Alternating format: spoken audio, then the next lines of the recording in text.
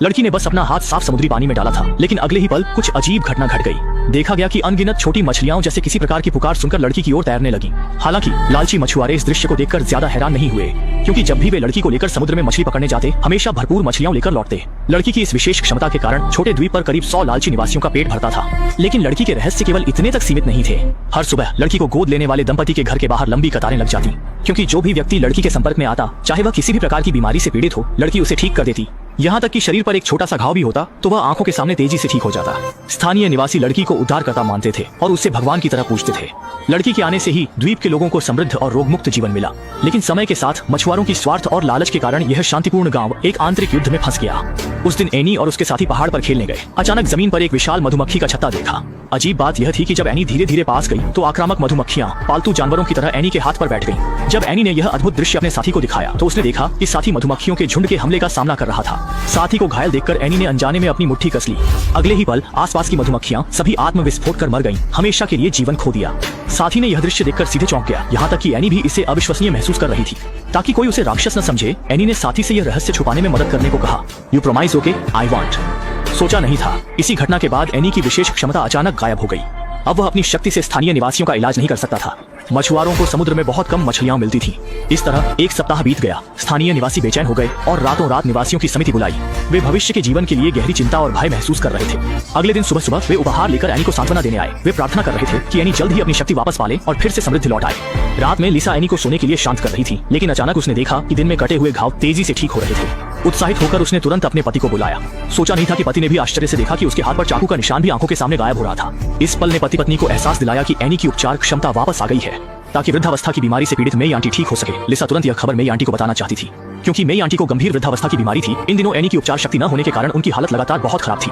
लेकिन इस समय पति निक ने उसे रोक दिया, क्योंकि निक जानता था कि अगर मेई आंटी ने होश में आ गई तो द्वीप के सभी निवासी फिर से एनी की क्षमता का निजी लाभ उठाएंगे। निक ने कहा, जन्म, मृत्यु, बीमारी और वृद्धावस्था प्राकृतिक नियम है। पत्नी को किसी भी मामले में हस्तक्षेप नहीं करना चाहिए। लेकिन पत्नी का दिल नहीं मान रहा था। आधी रात को उसने मेई आंटी को घर बुला लिया। पल भर में मेई आंटी की बुढ़ापे की भूलने की बीमारी ठीक हो गई। लेकिन मछुआरों की मछली पकड़ने की सफलता बेहद खराब थी। जल्द ही मछुआरे लिसा के घर आ गए, उन्हें शिकायत करने लगे। असल में मेई आंटी ने होश में आने के बाद एनी की शक्ति वापस आने की खबर लीक कर दी थी। एनी को केवल सोते समय ही अपनी शक्ति का प्रदर्शन कर सकती थी। यह देखकर मेई आंटी ने एक साहसिक विचार सोचा। उसने बिना कुछ कहे एक बोतल नींद की गोली निक को दी, ताकि निक एनी को चुपचाप सोने में डाल दे। इस तरह द्वीप के सभी लोग स्वर्ग की दी गई कृपा का आनंद ले सकते थे। शुरू में निक ने इस बात को अस्वीकार कर दिया, लेकिन पत्नी ने लगातार उसे उकसाया। जस्ट लाइक फेस्टेशंस व्हेन यू रिमेंबर। अंत में निक ने इस बात को मान लिया। रात के गहरे सन्नाटे में लिसा ने चुपचाप नींद की दवा को पीसकर पाउडर बना दिया और उसे एनी के पानी के गिलास में मिला दिया, जब तक कि एनी पूरी तरह से बेहोश न हो गई। एनी को स्ट्रेचर पर उठा लिया और अन्य निवासियों के साथ एनी को समुद्र किनारे ले गई। जैसे ही मछुआरों ने समुद्र में जाल लगा लिया, वह तुरंत एनी को लेकर समुद्र की ओर बढ़ गई। जैसा कि उम्मीद थी, अगले दिन मछुआरे व्यस्त होकर बड़ी मात्रा में पकड़ी गई मछलियों को संभालने लगे। द्वीप के निवासियों ने भी लालच भरी मुस्कान दिखाई। हालांकि जब निक को इस घटना के बारे में पता चला तो उसने दृढ़ निश्चय किया कि वह एनी को इस द्वीप से लेकर जाएगा। वह अब द्वीप के निवासियों को एनी की विशेष क्षमता का उपयोग करके निजी लाभ नहीं लेने देना चाहता था। इसी बीच पास के डॉक्टर ने भी निक की सोच को समझ लिया। वह भी चाहता था कि एनी को उन लालची लोगों द्वारा नियंत्रित न किया जाए। अनजाने में उनकी बातचीत को पास में खड़ी मेई आंटी ने सुन लिया। उसी रात को एक भयानक घटना हुई। रात में डॉक्टर जैसे ही क्लिनिक से घर लौटा, उसने अचानक पाया कि मेई आंटी उसके घर में लंबे समय से इंतजार कर रही थी। उसे बिल्कुल नहीं पता था कि मेई आंटी उसके घर में क्या करना चाहती थी, इसलिए उसने बिना किसी तैयारी के मेई आंटी द्वारा तैयार की गई रेड वाइन पी ली। अगले ही पल मेई आंटी अजीब व्यवहार करने लगी और कहने लगी कि यह सब पूरे द्वीप के लिए है। शुरुआत में डॉक्टर ने मेई आंटी की बातों पर ध्यान नहीं दिया, लेकिन जैसे ही मेई आंटी ने मुड़कर जाने की कोशिश की, डॉक्टर के पेट में अचानक तेज दर्द हुआ। वह प्रतिक्रिया देने से पहले ही लड़खड़ाकर जमीन पर गिर पड़ा और तुरंत ही मुंह से झाग निकलने लगा और उसकी सांसें थम गईं। असल में मेई आंटी ने पहले ही रेड वाइन में जहर मिला दिया था। जब सब कुछ शांत हो गया तो डॉक्टर का घर आग की लपटों में जल गया और सभी सबूत भी आग में नष्ट हो गए। डॉक्टर के घर में आग लगने के बाद निक के मन में तुरंत एक अशुभ पूर्वाभास जाग उठा। जब निक को एहसास हुआ कि द्वीप के लोग पागल हो गए हैं, तो उसने पहले ही कार्रवाई करने का निर्णय लिया। आदमी ने बस देखा कि समुद्र में एक तेज नाव दिखाई दी और तुरंत ही उसने चिंतित होकर अलार्म बजा दिया। असल में आने वाले लोग एक महिला पुलिसकर्मी और एक बाल कल्याण संस्थान के सामाजिक कार्यकर्ता थे, जिन्होंने सुना था कि इस द्वीप पर बच्चों के साथ दुर्व्यवहार हो रहा है, और तुरंत ही उन्होंने एनी के परिवार को पुलिस स्टेशन ले जाकर जांच करने का प्रस्ताव दिया। लेकिन इसने मछुआरों की नाराजगी को भड़का दिया और कुछ लोगों ने अपने हाथों में बंदूक उठा ली, ये कहते हुए कि वे किसी भी कीमत पर एनी को द्वीप से नहीं जाने देंगे। असल में एनी के पास एक विशेष क्षमता थी जो मछलियों के झुंड को बुला सकती थी। इसी क्षमता के कारण द्वीप के लगभग 100 मछुआरों का जीवन यापन होता था। एक बार एनी चली जाती तो इसका मतलब था कि वे फिर कभी समृद्ध जीवन नहीं जी सकते।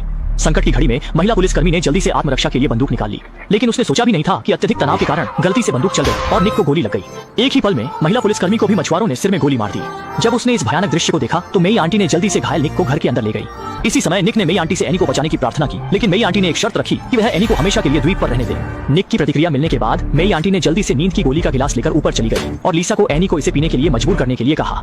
इस समय एनी को बिल्कुल नहीं पता था कि क्या हो रहा है और उसे तुरंत बिस्तर पर दबाकर जबरदस्ती दबा दी गई। इसके लिए एनी को मजबूरन जी जान से संघर्ष करना पड़ा। जैसे ही एक तीखी दर्दनाक चीख गूंजी, एनी की दोस्त अचानक बंदूक लेकर अंदर आ गई। उसने सभी से पूछा कि क्यों।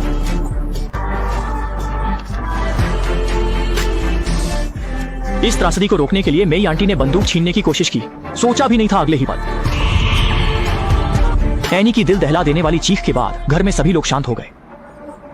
लेकिन इतना ही नहीं, द्वीप के मछुआरे भी अपनी लालच और स्वार्थ के कारण हमेशा के लिए अपनी जान गंवा बैठे। एनी ने कभी नहीं सोचा था कि वह जो सबसे नहीं चाहती थी वह अंततः हो गया। इस प्रकार फिल्म समाप्त होती है।